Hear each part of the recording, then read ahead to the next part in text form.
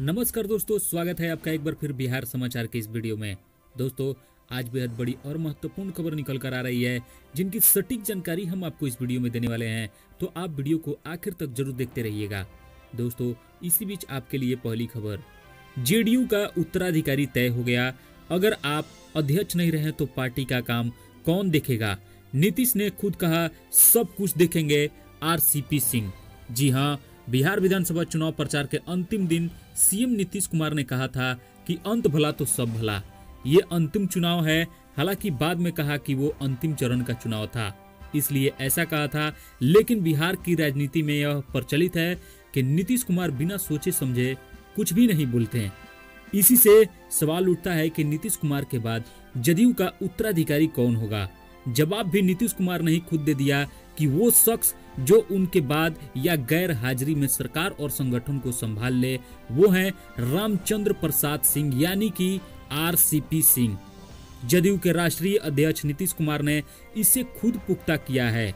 पिछले दिनों प्रदेश कार्यालय में जब वे नेताओं और कार्यकर्ताओं के साथ बैठक कर रहे थे, तो एक नेता ने पूछा कि आपकी गैर हाजिरी में पार्टी का काम कौन देखेगा?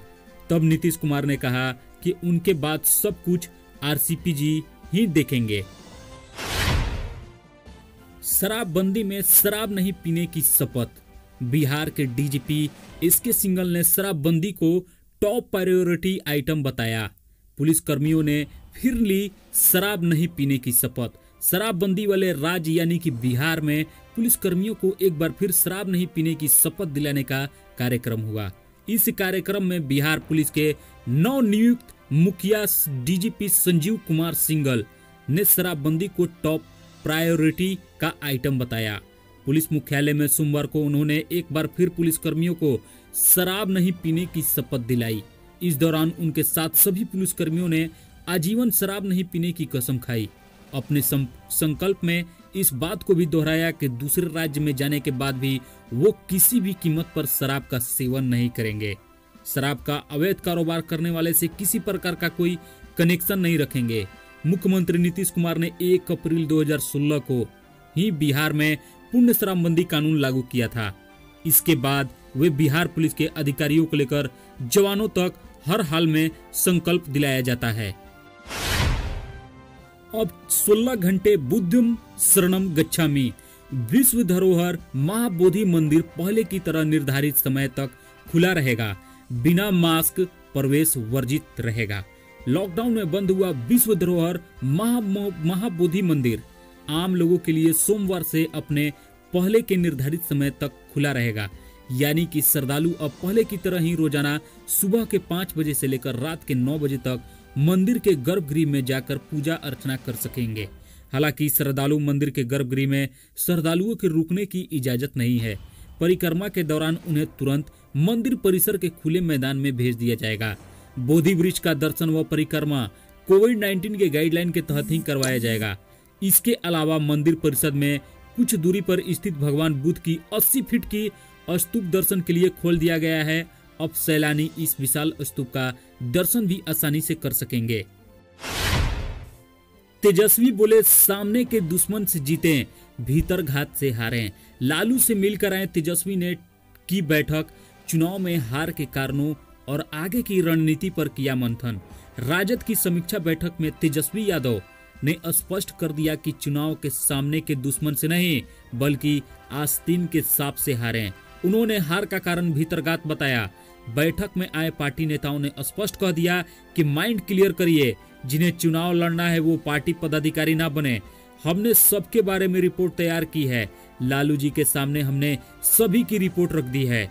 तेजस्वी ने कहा कि लालू जी ने मुझे पूरी तरह छूट दी है कि जो करना है कीजिए। यदि आप सोच रहे हैं कि 2020 का चुनाव खत्म हो गया तो आप भूल में हैं। हो सकता है कि 2021 में चुनाव हो जाए। आप तैयार रहिए, कभी भी चुनाव हो सकता है। उन्होंने कहा कि अब पार्टी परंपरा में बदलाव की जरूरत है। पुरानी परंपरा से पार्टी का भला नहीं होगा।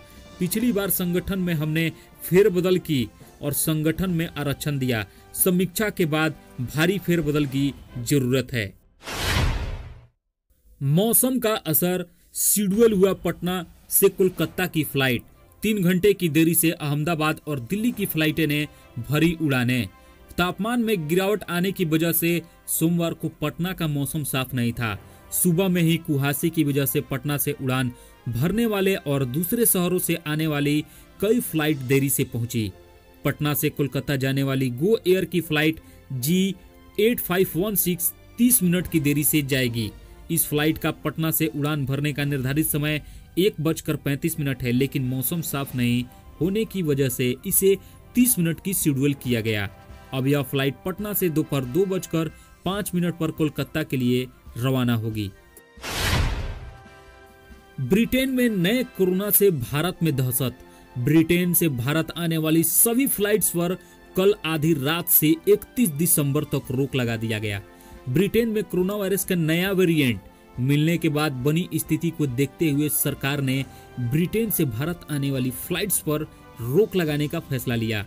यह बैन जो है 22 दिसंबर रात 11:59 से 31 दिसंबर 11:29 तक रहेगा। जो कल आधी रात से पहले तक ब्रिटेन की फ्लाइट से भारत पहुंचे उनका एयरपोर्ट पर ही RT-PCR टेस्ट किया जाएगा। ब्रिटेन में कोरोना वायरस का पहला हुआ रूप पाया गया, यानी कि इसे VUI 2020-12/01 नाम दिया गया है। आशंका है कि यह पहले वाले वायरस से 70% ज्यादा संक्रमण फैलाने वाला है। इससे भारत में भी दहशत का माहौल है। उधर केंद्रीय स्वास्थ्य मंत्री हर्षवर्धन ने कहा कि ब्रिटेन में मिले कोरोना वायरस के नए स्ट्रेन से घबराने की जरूरत नहीं है, सरकार इसे लेकर अलर्ट है। बिहार में सरकारी कर्मचारी संघ का ऐलान, प्रोन्नति शुरू नहीं हुई तो 5 फरवरी को करेंगे सामूहिक अवकाश। बिहार राज्य संयुक्त सेवा महासंघ ने लंबित प्रोन्नति के मसले पर आंदोलन का ऐलान कर दिया। पटना में रविवार को हुई महासंघ की बैठक में प्रोन्नति के एजेंडे पर चरणबद्ध आंदोलन करने का निर्णय लिया गया। यदि बात नहीं बनी तो 2 दिन का काला बिल्ला लगाकर काम करेंगे, भिक्षाटन किया जाएगा और फिर भी बात नहीं बनी तो 5 फरवरी को अधिकारी कर्मचारी सामूहिक अवकाश पर रहेंगे। संयुक्त सेवा महासंघ के समन्वयक सांसद शेखर सिन्हा ने बताया कि रविवार को महासंघ की बैठक हुई। इसमें बिहार प्रशासनिक सेवा संघ, बिहार शिक्षा सेवा संघ, बिहार अभियंत्रण सेवा संघ, बिहार सेवा स्वास्थ्य संघ और बिहार राज्य अपराजित पात्र महासंघ समेत अन्य संघों से जुड़े पदाधिकारी उपस्थित हुए हैं। बैठक का एजेंडा 2 वर्ष से अधिक से लंबित सभी प्रकार की प्रोन्नति पर राज्य सरकार का ध्यान दिलाना और प्रोन्नति की कार्रवाई को तुरंत प्रारंभ करना था। उन्होंने कहा कि मामले का सशक्त ढंग से उठाया जाएगा। कृषि कानून के विरोध में बीजेपी का किसान चौपाल, केंद्र से लेकर बिहार तक के नेता शामिल। एक ओर जहां केंद्र के 3 नए कृषि कानूनों के विरोध में जारी किसान आंदोलन को विपक्ष हवा दे रहा है, वहीं भारतीय जनता पार्टी यानी कि बीजेपी किसान आंदोलन की आग को शांत करने के लिए किसान चौपाल लगा रही है। भाजपा अपने किसान चौपाल के जरिए किसानों को कृषि कानून से मिलने वाले लाभों से अवगत करा रही है। इस अभियान में भाजपा ने न केवल बिहार के मंत्रियों और सांसदों को उतारा है, बल्कि बिहार में केंद्रीय मंत्री भी किसान चौपाल लगाकर कृषि कानून के विषय में किसानों को समझा रहे हैं। भाजपा के एक नेता ने बताया कि सांसदों और विधायकों सहित मतदान केंद्र स्तर पर कार्यकर्ताओं को इसके लिए विशेष टास्क सौंपे गए हैं। राजस्थान में अब न्यू ईयर पर नहीं होगी आतिशबाजी, गहलोत सरकार ने लगाई रोक। राजस्थान सरकार ने कोरोना संक्रमण को रोकने के लिए एक और अहम फैसला किया। इस बार दीपावली की तरह ही नए साल के जश्न के दौरान भी आतिशबाजी नहीं हो पाएगी। न्यू ईयर सेलिब्रेशन के दौरान किसी भी तरह की आतिशबाजी पर सरकार ने रोक लगा दी है। अशोक गहलोत ने सोमवार को कोरोना समीक्षा बैठक में यह फैसला लिया, जिसमें कहा गया कि कोरोना पर सुप्रीम कोर्ट के फैसले की सख्ती से पालन किया जाएगा।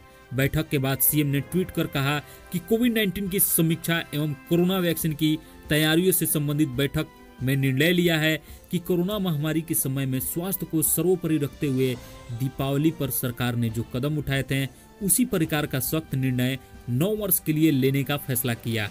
प्रदेशवासी जब 9 वर्ष का जश्न अपने घर में परिवार के साथ मनाएं, भीड़ भाड़ से बचें और आतिशबाजी न करें।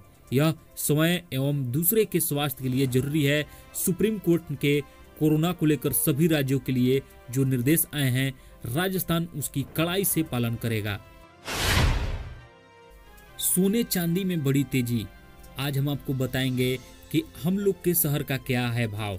अमेरिका में 900 अरब डॉलर के राहत पैकेज पर सहमति बनने और यूके में कोरोना की नई लहर की खबरों से सोने चांदी में तेजी आ गई। MCX पर सोना 51,000 की तरफ बढ़ता दिख रहा है, वही चांदी 67,500 के पार निकल गई। यूके इटली के कई इलाकों में फिर से लॉकडाउन लगा दिया गया है और कई देशों ने ब्रिटेन से अपनी फ्लाइट सेवा रद्द की। सोने के चांदी में इन कारणों के चलते तेजी से देखने को मिल रहा है। मल्टीपल कमोडिटी एक्सचेंज यानी कि MCX पर सोना और चांदी दोनों लाल निशान में कारोबार कर रहे हैं। MCX पर सोना आज 50,100 रुपए के आसपास ट्रेड कर रहा है, वहीं चांदी 67,500 रुपए के आसपास ट्रेड कर रही है। भारत के बड़े शहरों में आज 24 कैरेट सोने का दाम बिजनेस वेबसाइट गुड रिटर्न के मुताबिक हमने आपको बताया, और पटना में सोने का भाव करीब 50,370 रुपए प्रति 10 ग्राम है। ब्रिटेन में कोरोना वायरस के नए प्रकार। स्ट्रोन को लेकर मंत्री हर्षवर्धन ने कहा कि सरकार सतर्क है, घबराने की आवश्यकता नहीं। केंद्रीय स्वास्थ्य मंत्री हर्षवर्धन ने ब्रिटेन में कोरोना वायरस के नए प्रकार यानी स्ट्रेन के संक्रमण को लेकर चिंताओं के बीच सोमवार को कहा कि सरकार सतर्क है और घबराने की आवश्यकता नहीं है। केंद्रीय स्वास्थ्य मंत्रालय ने नए स्ट्रेन पर चर्चा करने के लिए सोमवार को अपने संयुक्त निगरानी समूह की एक बैठक बुलाई है। हर्षवर्धन ने बताया कि काल्पनिक चिंताएं हैं। हर्षवर्धन ने कोरोना वायरस के नए प्रकार के संक्रमण को लेकर चिंताओं और ब्रिटेन से आने वाली उड़ानों पर प्रतिबंध की मांग के संबंध में पूछे गए एक सवाल का जवाब देते हुए कहा कि मैं कहना चाहूंगा कि ये काल्पनिक स्थितियां हैं, ये काल्पनिक बातें हैं और ये काल्पनिक चिंताएं हैं। अपने आप को इससे दूर रखें। हर्षवर्धन ने कहा कि घबराने की जरूरत नहीं है। हर्षवर्धन ने यह भी कहा कि सरकार हर चीज के बारे में पूरी तरह से जागरूक है। यदि आप मुझसे पूछें तो इतना घबराने की जरूरत नहीं है। बाबा का ढाबा हुआ बंद, कांता प्रसाद ने खोल लिया आलीशान रेस्टोरेंट। रातों रात मशहूर हो चुके बाबा का ढाबा के मालिक 80 वर्षीय कांता प्रसाद ने अब दिल्ली स्थित मालवीय नगर में एक नया रेस्टोरेंट शुरू कर दिया है। मीडिया रिपोर्ट्स के अनुसार कांता प्रसाद ने कहा कि हम बहुत खुश हैं, भगवान ने हमें आशीर्वाद दिया है। मैं मदद के लिए लोगों को धन्यवाद देना चाहता हूं। मैं उनसे और मेरे रेस्टोरेंट आने की अपील करता हूं। हम यहां भारतीय और चाइनीज फूड बनाएंगे। आकाश में आज होगा यानी कि मिलन हो चुका है गुरु और शनि का। ये 73 किलोमीटर एक दूसरे से दूर रहेंगे।